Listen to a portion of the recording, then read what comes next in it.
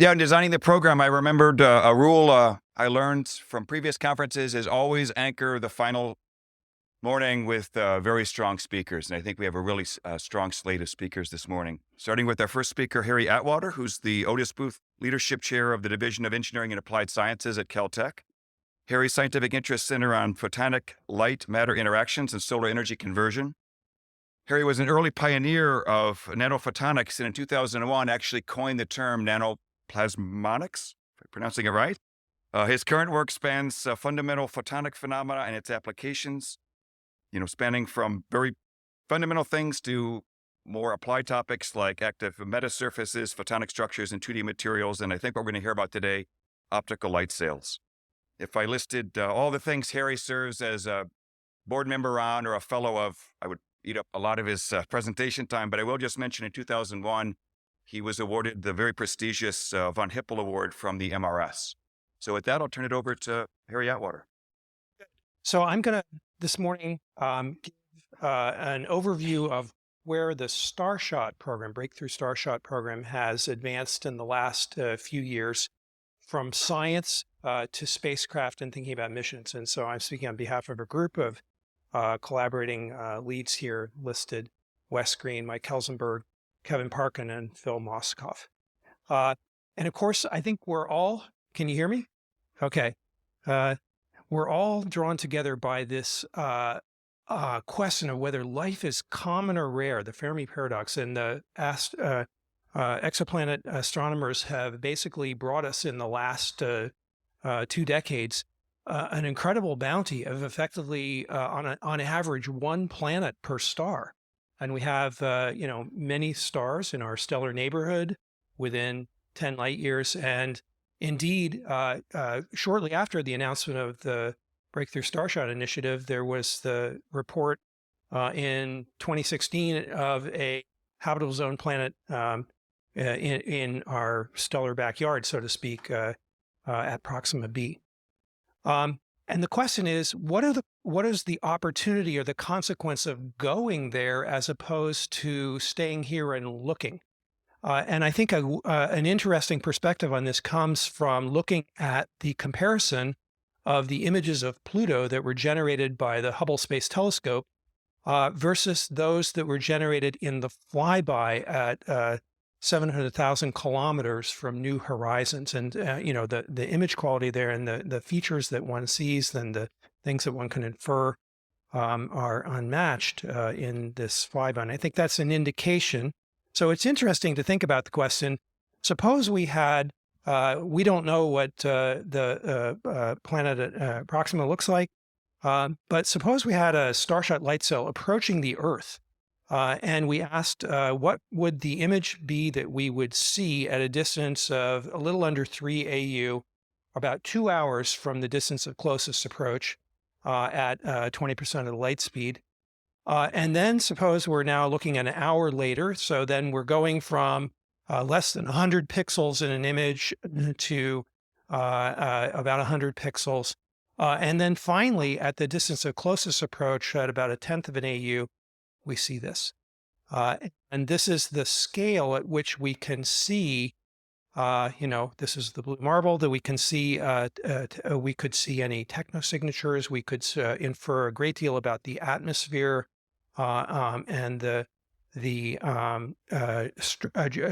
geographical strata and so forth. That would be a spectacular, eye-opening experience for humanity. And of course, as was reflected by the speakers yesterday, this is not a new idea. In fact, although Charles Townes invented the maser, the laser was actually invented by Ted Maiman at Hughes Research Lab in 1960. And indeed, shortly thereafter, Bob Forward, who was a colleague of Maiman's at Hughes, essentially, embraced the idea of the laser and saw the opportunity to consider a laser array illuminating a large Fresnel lens suspended in space, propelling a laser light sail. And so this, there were a few papers, this paper from Nature in the mid-60s that outlined some of the asymptotics for how close to the light speed one could go. And then finally, and there were a number of papers building in the interim, and then in 2015 and 2016, Phil Lubin essentially put together a very comprehensive paper called the Roadmap to Interstellar Flight, and it articulated a number of concepts, how you would build a phased array laser, many of the governing equations used to understand interstellar flight by laser-driven light sails, encoded and reported in a set of handy and convenient nomograms in this paper that you can use to essentially understand, get a sort of order of magnitude physics feel for how things work. So if we look at the key governing equations, mass as power to the array size or sail size divided by wavelength to the 1/2 power times mass to the -1/4, you can imagine that if I'm pointing a laser pointer at the screen, I would be able to move something, a small object that weighs a gram like a tack, in the absence of gravity or friction or drag forces, to about 1 millimeter per second in a week's time. So that illustrates that the radiation pressure forces are weak. Photons are not particularly efficient for their momentum transfer, but their speed is spectacular. So that's the reason that we're drawn to light sails. So that immediately means that we need to think about high power density. So a 50 gigawatt laser array with a power density at the light sail for the 20% light speed mission of 1 megawatt per centimeter squared. So that sounds like a spectacular amount of optical power. To an optical physicist, that sounds actually fairly modest. It's within the regime that's where materials respond. Most materials respond in a linear fashion. You know, you have to go to gigawatts per square centimeter before you start to encounter parametric nonlinearities in many dielectric materials. So if we think about this power density and power to accelerate to 20% of the light speed mass and payload of a gram, this requires then a sail of more than 10 square meters and then an aperture on the ground to enable an impulse sufficient to facilitate this acceleration, such that we end up with a diffraction-limited laser spot size that is just filling or slightly overfilling the light sail at a distance of 2 million kilometers. And that requires an aperture of the order of hundreds of meters to a kilometer on the ground. And so that's sort of depicted here down at the bottom. So buoyed by the enthusiasm for this possibility, Yuri Milner, who financially supported the breakthrough initiatives and initiated the breakthrough Starshot program in 2016 here at the World Trade Center, surrounded by this cast of characters. Interestingly, many of the participants waxed philosophically at the time. Stephen Hawking said, "I believe what makes us unique is transcending our limits." Yuri Milner somewhat wisely observed, "If this mission comes to fruition, it will tell us as much about ourselves as about Alpha Centauri." Mae Jemison said, "We'll start," and the founder of the 100-year Starship effort opined, we started space exploration thousands of years ago, and we started to track the stars, and so this is sort of the next step. And Pete Worden said, "I just got to conclude this by saying this will be really cool, from hard challenges onto the stars ad astra." And so that launched a research program that was sponsored to identify fundamental science issues that would prevent or enable light sail design of light sail spacecraft, design of the Photon Engine to push the spacecraft, and the communication system to bring the signal back to Earth. And so this focused on the development of scientific principles. The question is do we defy any laws of physics? And if we don't, can we actually encode design concepts for the development of these key components? And of course, one of the real goals was to establish a worldwide scientific community, which many people here are part of. And the group of participants in this initiative are listed below. It's quite a diverse group of more than 40 organizations. So let me say a little bit about some of the things that have been learned. So on the light sail, we have been able to identify light sail enabling materials. That's a good thing. There we have a leading candidate and a number of alternatives in the parlance of the British monarchy, an heir and a spare. We have identified silicon nitride, the material that Richard Norte talked about, as a leading candidate. It's essentially a gift to us from the optomechanics community that has really refined and understood the absorption and reflection and mechanical properties of this material.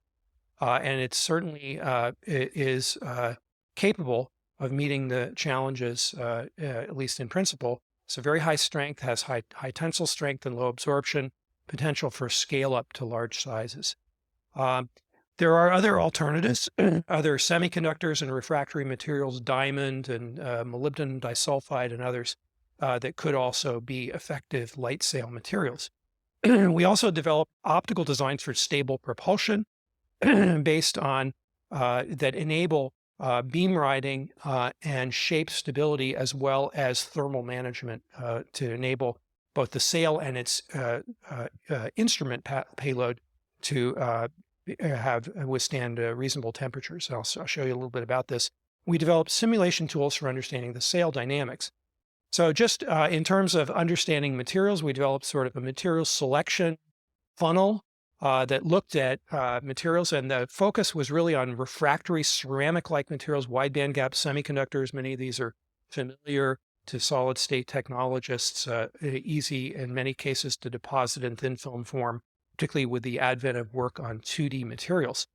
We developed selection criteria based on the mass density, the refractive index, which essentially is a good scaling parameter for the reflectivity and the ability to do optical engineering, and the absorption coefficient, which of course is critical to the thermal management, among other things.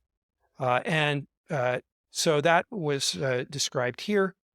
And then some of the simulation tools that were developed were multiphysics tools that allowed us to combine understanding of absorption, reflection, mechanical deformation, temperature, and so forth. So this shows an example of some of the simulations that looked at different light sail designs.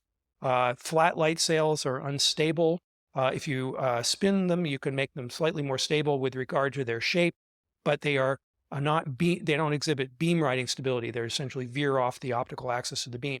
So if you go to a parabolic sail, that enables, in principle, if you could maintain the shape, optical beam riding stability, but within the absence of rotation, we don't have shape stability. If we rotate, we have some shape stability. You can see here, this one starts out shape stable and goes a little bit unstable by the end. By the way, this is all encoded with the tensile properties of silicon nitride with the tensile yield strength, so it's breaking at the time it should. On the other hand, if we were able to fabricate a parabolic light sail of many meters dimension and spin it at the appropriate angular velocity, we could see stable beam riding and shape preserving stability. So one of the questions is, could we actually make flat light sails? Because those would be a lot easier to make than parabolas or some other shape like spheres. But flat light sails are unstable with respect to beam riding. But by encoding optical forces that produce restoring in-plane forces and torques by virtue of fabricating metagratings and metasurface structures, we can actually create phase profiles and angular dispersion of the light sail in flat form to achieve beam riding stability. And so with rotation, we can also achieve the shape stability. Essentially, thin light sails are always in what mechanics people would say is the membrane limit of mechanics, not the beam bending. So these membranes have zero stiffness, so we have to achieve stiffness in other ways. So we've also looked at, in the laboratory, building test stations that enable us to characterize the optical forces and the radiation pressure forces using small facsimiles of these metagrating light sails here. This is an experimental sample shown here. It's essentially an optomechanics experiment, but it's meant to to characterize the properties of light sails under the conditions, megawatt per square centimeter beam power densities, which we have to go. The reason we're using small samples is because we were interested in going to the power densities that are characteristic of the Interstellar Mission, even though we can't achieve the size at the moment. So we were able to do that and characterize the forces and torques and analyze stability. So the other thing we've been able to do is get some ideas around the Photon Engine. So this is a depiction of what the Photon Engine might look like, notionally sitting in a clear-seeing desert location. And with imagining that you would have to build this over a time scale of 10 years, this gives you an idea of if you think about the size, it's essentially an array of identical optical elements where the phase distribution is precisely controlled to all the components. And this gives you an idea of the number of components you have to fabricate depending on their size. And so it gives you some idea of the mass manufacturing challenge required. So another advance was understanding the characteristics of the orbiting beacon required for control, feedback and phase control. This is essentially the inverse of the problem for adaptive optics for telescopes that use a guide star. And so the characteristics of the guide star for the Starshot mission were identified, and essentially the orbit has to track the night sky to about 1 arcsecond and away from the spacecraft itself. So another important conceptual advance was a development, this is a group at Australian National University that developed a hierarchical architecture for the phase control of hundreds of millions of lasers. So they didn't demonstrate this experimentally, but they did small breadboard experiments on, a few to a dozen laser samples. But importantly, showed how you could distribute, first to 100, then to 1,000, and each of those 1,000 feeding another 1,000. So you can see how you would get at least an architecture for driving of the order of 100 million separate laser emitters and with phase control. So very important to the whole enterprise is the cost. The cost of such a mission is dominated by the cost of the Photon Engine, and the cost of the Photon Engine is related to, but not entirely limited by, the cost of the components themselves. And this gives you an idea of the scaling, the sort of Moore's law-like scaling that has historically occurred for semiconductor and fiber amplifier lasers, and just caution, some projections here for where these technologies could go. And so if you think about a time at which you would build a large-scale photon engine being somewhere in the 2040 to 2050 range, then this would guide you to the idea that we may be able to do this for somewhere between a penny to 10 cents a watt. So the communications team is focused on the question of how one develops the transmitter from the spacecraft and the receiver on Earth based on laser communications to send data back. So a key question was, how do you define the figures of merit for this seemingly almost impossible problem? There is an existing example of laser communications that's about to fly its first demo this year, which will be the Deep Space Optical Communications demo in the Psyche mission. The goal is to return a 100 kilobit image like the ones I showed you earlier. And so assuming you can do the following things that I will tell you about, there does not appear to be a barrier to achieving the required data rates and total data. And what's required to span the sort of orders of magnitude gap between the signal-to-noise reception of the current deep space optical communication, so basically the delivered and received power ratio, is about 6 orders of magnitude. So where are we going to get those 6 orders of magnitude? One of the key places will be to deploy a large array of ground stations, optical receivers on the ground based on low-cost telescope designs. And I'll show you an example of what we think could be a design for the onboard transmitter, laser transmitter, and then thinking about advances in signal encoding and detection using superconducting single photon detectors. It allows us another 1 or 2 orders. So a key technology that's instrumental for both the imaging and signal distribution using optical communications is an emerging technology in the world of solid-state devices called optical phased arrays and active metasurfaces.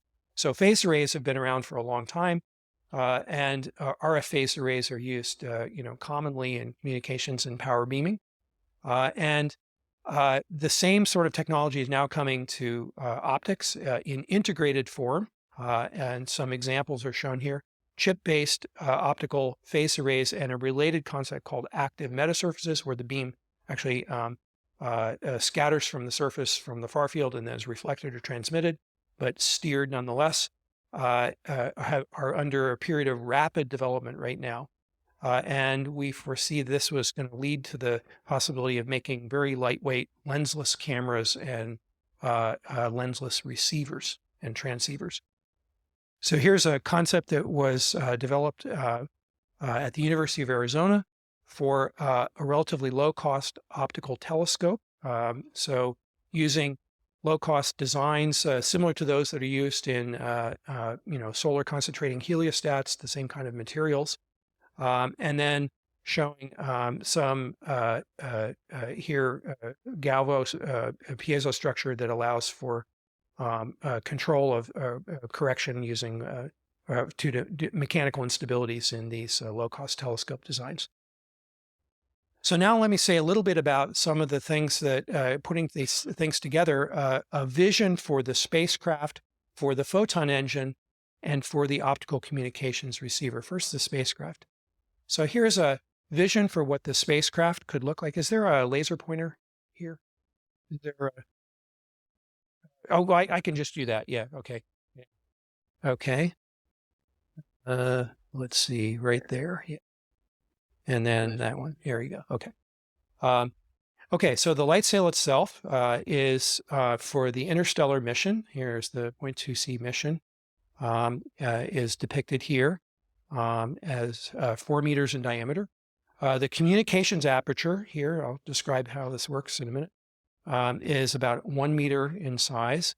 And we've also, in this conceptual design, added elements here for the image sensors. These are redundantly distributed lensless image sensors. These are thin film versions of radioisotope thermoelectric generators for power generation. We also computing and electronics, not shown in detail, magnetometry, and then also light sources, LED light sources for spacecraft attitude control. So this is a sort of a concrete, and then another key component here is a laser reflector layer that is positioned between the instruments that are located on this light sail and the light sail itself, which is formed of the silicon nitride metagrating. And those laser reflectors are there to manage the temperature during the Photon Engine acceleration phase so that they survive the launch and are available to do the science mission. So how are we going to design lensless transmitters and imaging apertures? That's using phased arrays with electro-optic materials in thin film form like lithium niobate.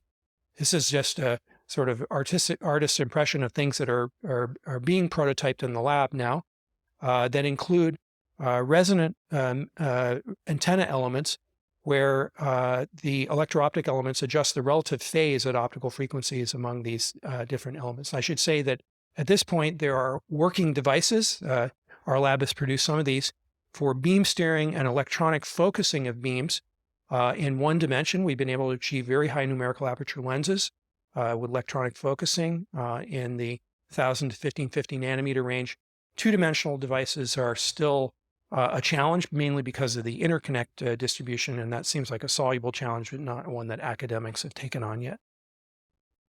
So the laser reflector consists of a photonic crystal device. It's a hybrid of silicon nitride with molybdenum disulfide and has the properties that it is highly reflecting at the pump laser wavelength to minimize the total absorption to begin with, and also has high infrared thermal emissivity at the blackbody temperature peak wavelength for the light sail when it gets hot.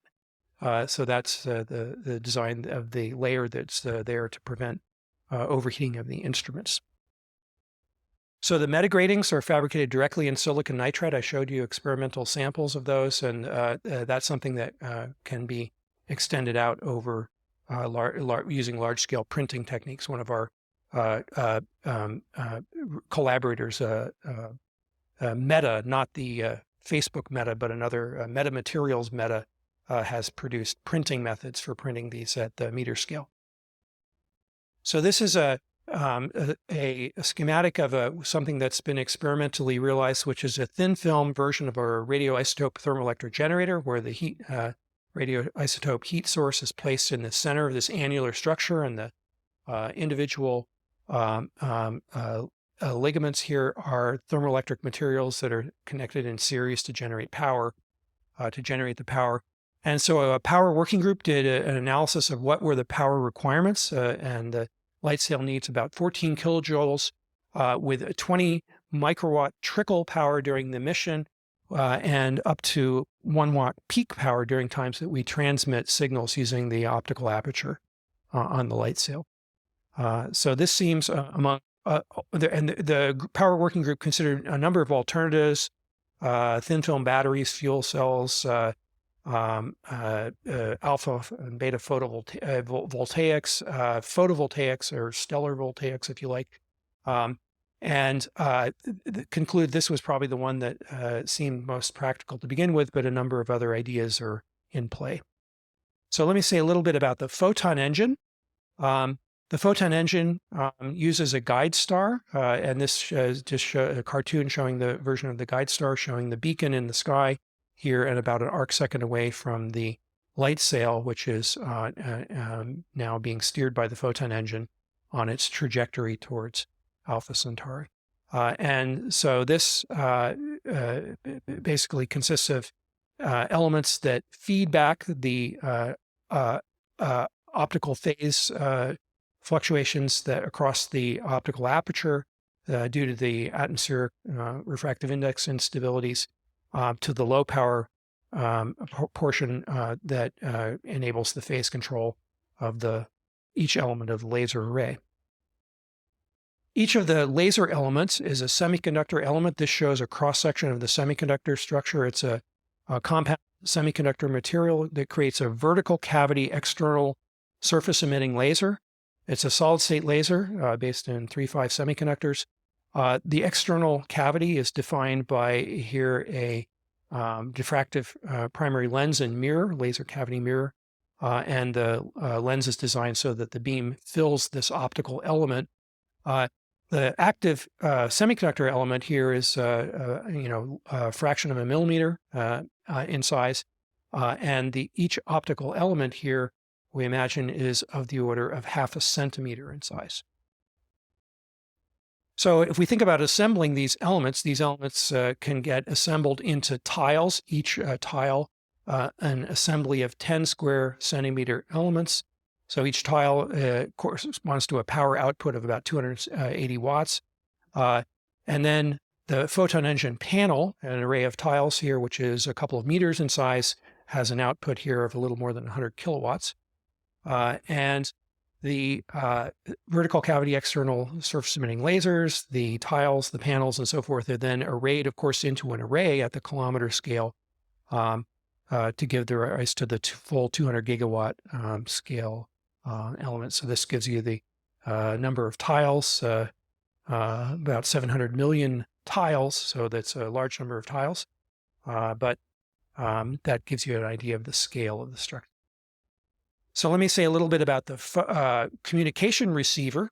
So the goals are to demonstrate a scalable receiver that has the mass and cost requirements to produce the large area aperture. And by the way, it doesn't need to be a phased array. It can be incoherent because these are just light buckets collecting photons. We just need to have more buckets to collect photons. So each receiver has this form. It has a primary mirror, Cassegrain design, where the reflected light feeds into a receiver coupled to an optical fiber array, and the fibers are then distributed to a detector.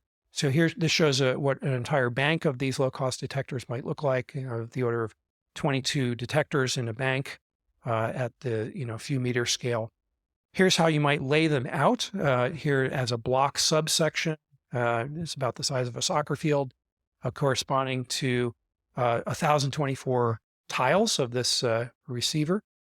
And the number of tiles in an array here, let's imagine, by the way, there's no requirement that because it's not a phased array and these are just light buckets, you could position them anywhere you like, but suppose you put them into an array like this. This gives you an idea of the size here of a 32 by 32 tile array, and the full receiver would require something like 50 blocks of this size. So the optical fibers feed into a fiber bundle coupled to an imager with a dispersing element that disperses photons onto a single photon detector array. So these are all components that exist today. The scale is substantial, shall we say, but these are all things that you can envision and develop sort of concrete images of today.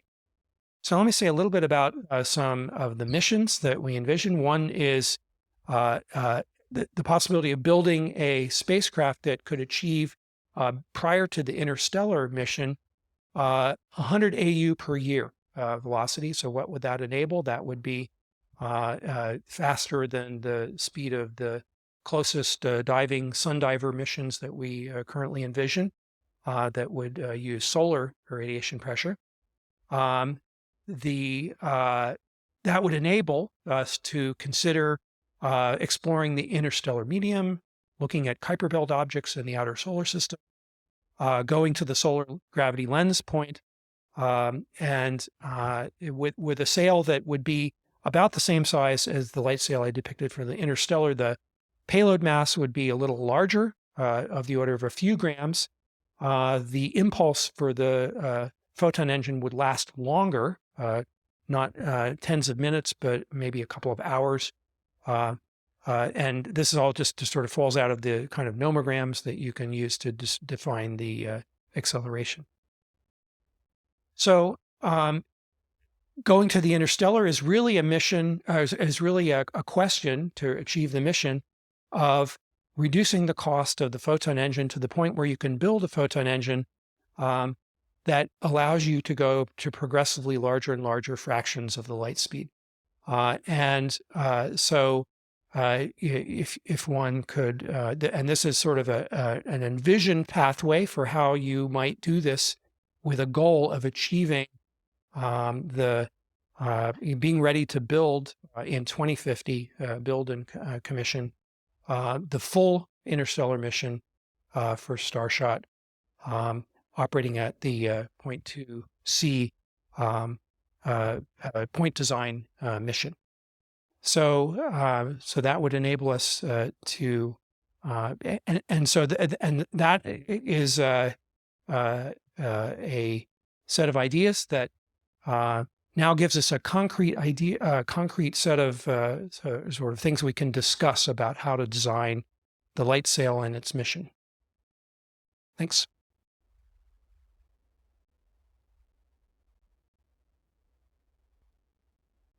You have any questions for Perry? Well, congratulations for the whole project, of course. It's very innovative. Now, let me just convey to you, please, an idea that I had much earlier than Starshot became a reality. And this is about telecommunications. I had been working mathematically on a transform better than the Fourier transform. It's called KLT, Karunen-Loehr transform, or principal axis transformation in the Hilbert space, spanned by the eigenfunction of the autocorrelation of the signal, right?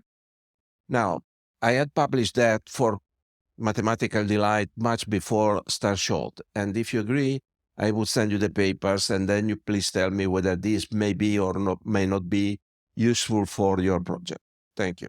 This is amazing work. I have very little to offer technically, so I'm going to ask a question that I know even less about, which is the economics. So this idea that right now we're at about $1 a watt, and that when we get to a penny a watt or a tenth of a penny a watt, that would be the enabling point for these gigawatt laser system architecture. Yeah.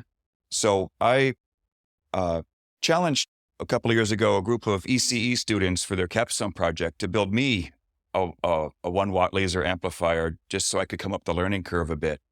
And we couldn't get the cost below about $5,000 to build that little 1 watt amplifier. And one of the main manufacturers of the ytterbium doped fiber is actually here in Quebec, is Coactive. And when I called them, I said, all my colleagues keep telling me you can make these, gain fibers for $1 a watt. And they said, well, that's what it costs us to make 1 extra meter of gain fiber, but we're not going to sell it to you for that price. And then I asked about rejects and so on. And so I guess I just want to make sure I understand the economics of this. Would the idea be that you would probably need to build your own foundry? You need to build your own to actually gain that economic? Well, so the idea of learning curves is that there is an overall market that's driving down the cost of the components. And there are, other markets that are driving laser components.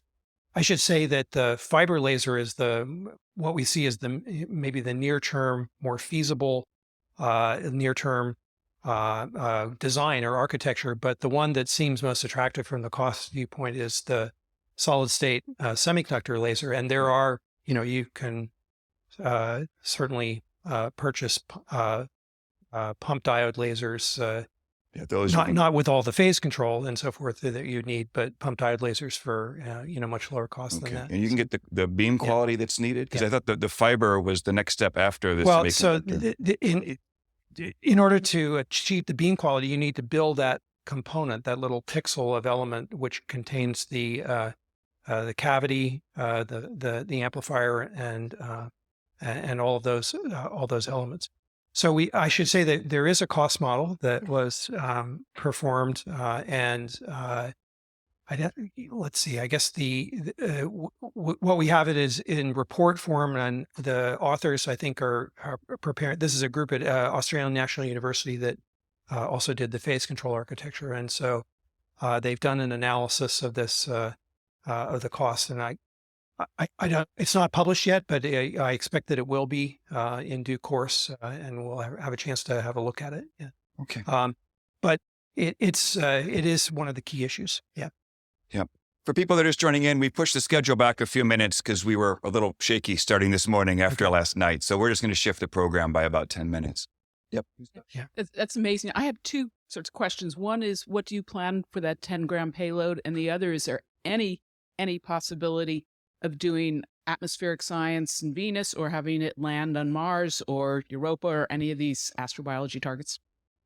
Okay, so I guess the question of landing, so that requires deceleration, and so we haven't really thought about landing. You might think about atmospheric, sort of skimming atmospheres and doing atmospheric sampling, and so we've thought about missions where you would do maybe chemical characterization of the atmosphere. In terms of payloads, a payload budget of a few grams is still pretty demanding. So we're thinking primarily in terms of things like image sensors and magnetometers. But certainly one of the things we want to do is to understand people's wish list for instruments. And there are many opportunities to build instruments now. And some of the technologies I described are going to give, I think, impetus to building microinstruments in a real revolutionary fashion over the next decade.